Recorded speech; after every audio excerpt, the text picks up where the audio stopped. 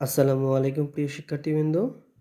আজকে আমরা ফিজিওলজি সাবজেক্টের দ্বিতীয় অধ্যায় ব্লাড, এই ব্লাড থেকে প্রত্যেক বছর প্রায় 2টা-3টা করে প্রশ্ন হয়ে থাকে। তো আজকে আমরা ব্লাডের কাকে বলে এবং ব্লাডের কম্পোজিশন নিয়ে আলোচনা করব। তাহলে প্রশ্ন হচ্ছে, ডিফাইন ব্লাড, ব্লাড কাকে বলে, give the composition of blood, blood কী কী দ্বারা গঠিত সে সম্পর্কে জানব। তো প্রথমে দেখি ব্লাড কাকে বলে।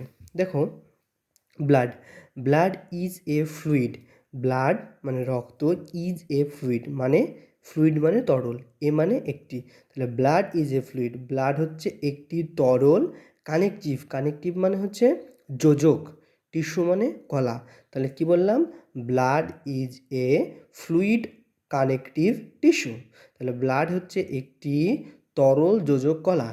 ইট সার্কুলেট, এটি ঘুরে বেড়ায়, ইট সার্কুলেট, সার্কুলেট মানে ঘুরে বেড়ানো, it circulate continually around the body, এটি সবসময় আমাদের দেহে ঘুরে বেড়ায়।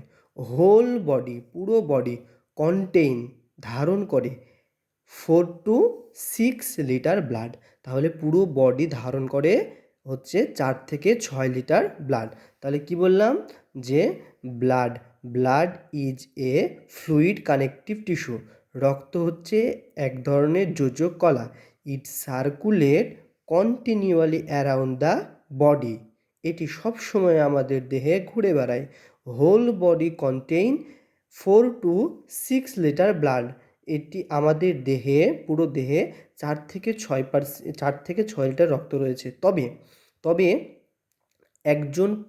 একজন মানুষের তার দৈহিক ওজনের প্রায় 8% রক্ত থাকে। কতটুকু বললাম, একজন প্রাপ্তবয়স্ক মানুষের বা একজন প্রাপ্তবয়স্ক না, যে কোনো মানুষের দেহের টোটাল ওজনের 8% থাকে হচ্ছে রক্ত। এরপরে দেখো যে কম্পোজিশন অফ ব্লাড কি, কম্পোজিশন অফ ব্লাড মানে ব্লাড কী কী দ্বারা গঠিত বা ব্লাডের মধ্যে কী কী রয়েছে, তার কম্পোজিশনগুলো কি। ব্লাডকে প্রধানত আমরা দুই ভাগে ভাগ করি, একটা হচ্ছে ফর্মিড এলিমেন্টস মানে সেল, আর একটা হচ্ছে প্লাজমা। তাহলে আমরা ব্লাডকে দুই ভাগে ভাগ করি, একটা হচ্ছে সেল আর একটা হচ্ছে প্লাজমা। অর্থাৎ রক্তে সেল বা ফর্মিড এলিমেন্টস থাকে হচ্ছে 45%, আর প্লাজমা থাকে 55%। এই ফর্মিড এলিমেন্টস বা সেল 45%-এর মধ্যে আবার 3 ভাগে ভাগ করা হয়। সেলকে কয় ভাগে, 3 ভাগে ভাগ করা হয়। একটা হচ্ছে রেড ব্লাড সেল, একটা হোয়াইট ব্লাড সেল, আর একটা হচ্ছে প্লাটিলেট। তাহলে প্রথমে কি বললাম, রেড ব্লাড সেল, 1 নম্বর রেড ব্লাড সেল। এই রেড ব্লাড সেলের আরেক নাম হচ্ছে ইরাইথ্রোসাইট। ইরাইথ্রো শব্দের অর্থ হচ্ছে লাল, আর সাইট শব্দের অর্থ হচ্ছে সেল, মানে লাল সেল বা লাল কোষ। সাইট মানে কোষ, ইরাইথ্রো মানে লাল, তাহলে লাল কোষ। তাহলে রেড ব্লাড সেলের আরেক নাম হচ্ছে ইরাইথ্রোসাইট। তারপরে কি, হোয়াইট ব্লাড সেল বা লিউকোসাইট, শ্বেত রক্তকণিকা অথবা লিউকোসাইট। লিউকো মানে সাদা, সাইট মানে কোষ, তাহলে সাদা কোষগুলোকে আমরা বলে থাকি হোয়াইট ব্লাড সেল। এরপরে কি, প্লাটিলেট, প্লাটিলেট বা থ্রোম্বোসাইট অর্থাৎ অণুচক্রিকা। এই অণুচক্রিকার কাজ কি, আমাদের দেহ যখন কেটে যায় তখন এটি রক্ত জমাট বাঁধাতে সাহায্য করে। আমরা প্রত্যেকটারই বিস্তারিত পড়বো, রেড ব্লাড সেল কি, হোয়াইট ব্লাড সেল কি, প্লাটিলেট কি, প্রত্যেকটারই বিস্তারিত পড়বো। এখন বিস্তারিত বলছি না, কারণ ভিডিওটা অনেক বড় হয়ে যাবে, ক্লাসটা অনেক বড় হয়ে যাবে। এরপরে আসো প্লাজমা। প্লাজমার কতটুকু রয়েছে, 55%, প্রায় 55% প্লাজমা রয়েছে। এই প্লাজমাকে আবার দুই ভাগে ভাগ করা হয়, একটা হচ্ছে ওয়াটার আর একটা হচ্ছে সলিড। ওয়াটার হচ্ছে 92%, অর্থাৎ এই 55%-এর মধ্যে পানি রয়েছে 92%, এই পানিকে নিয়ে আমাদের কোনো সমস্যা নেই। সলিড রয়েছে 8%, এই সলিডকে আবার আমরা দুই ভাগে ভাগ করেছি, একটা হচ্ছে ইনঅর্গানিক এলিমেন্টস আর একটা হচ্ছে অর্গানিক।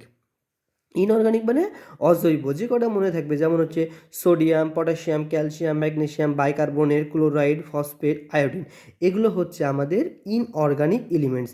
আর অর্গানিক এলিমেন্টসের মধ্যে অনেকগুলো ভাগ রয়েছে, তার মধ্যে একটা কি প্লাজমা প্রোটিন, অর্থাৎ এই প্লাজমার মধ্যে, অর্থাৎ রক্তে যে প্লাজমা রয়েছে, এই প্লাজমার মধ্যে প্রোটিন রয়েছে 4 ধরনের। কয় ধরনের, 4 ধরনের, albumin, globulin, fibrinogen and prothrombin, অর্থাৎ 4 ধরনের প্রোটিন রয়েছে।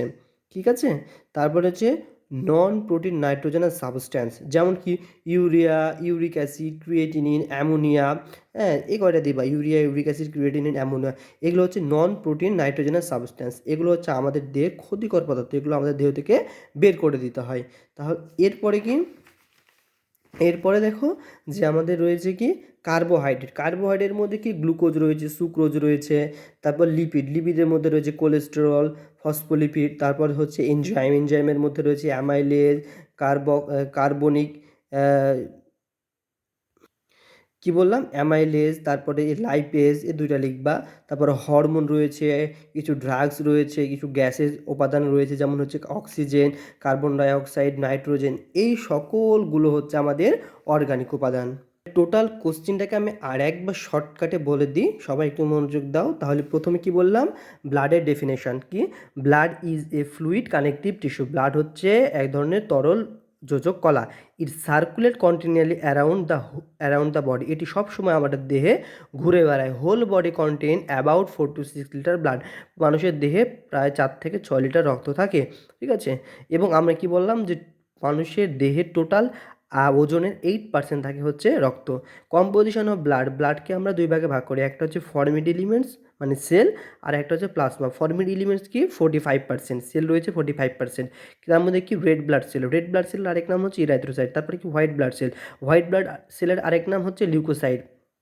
তারপরে হচ্ছে প্লাটিলেট বা থ্রোম্বোসাইট। প্লাজমা হচ্ছে 55%। প্লাজমার মধ্যে আবার দুই ভাগে ভাগ করেছি, একটা হচ্ছে ওয়াটার আর একটা হচ্ছে সলিড।